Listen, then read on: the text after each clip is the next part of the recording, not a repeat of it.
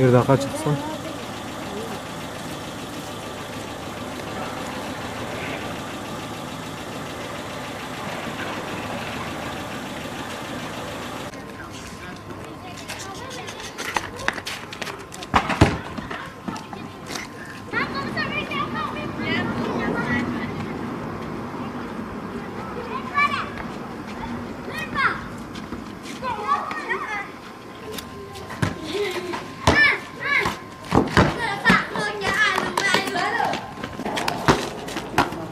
Muove!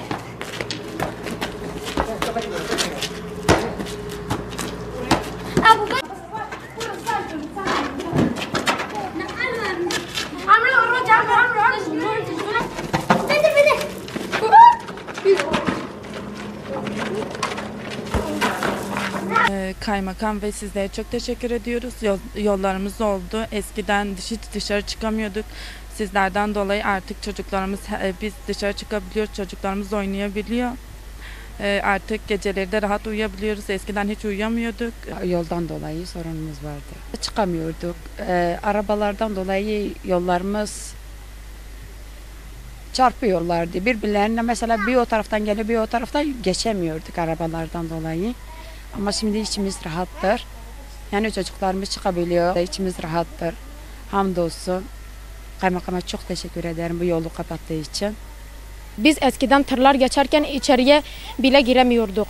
Biz dışarıya çıktığımızda arabalar geçip gidiyordu. Biz kapıyı açamıyorduk. Şimdi Kaymakam Bey'e çok teşekkür ediyoruz bize verdiği ilgi için. Artık biz rahatlıkla çıkıp gidebiliyoruz caddelere. Oynayabiliyoruz, top oynayabiliyoruz, bisikletlerimizle gezebiliyoruz. Biz geceleri hiç uyumuyorduk. Sürekli tırlar geçiyorlardı. Sürekli hiç durmuyorlardı. Gelip geçiyorlardı. Az kaldı benim kızım kaza yapacaktı. Ondan çok tedirgin oluyordum. Hiç dışarıya çıkmıyordu. Çocuklarımız rahat dışarıya çıkmıyordu. Ondan çok tedirgin oluyorduk. Şimdi çok teşekkür ederiz kaymakama ve jandarmaya. Çok teşekkür ederiz. Bu yol kapattığı için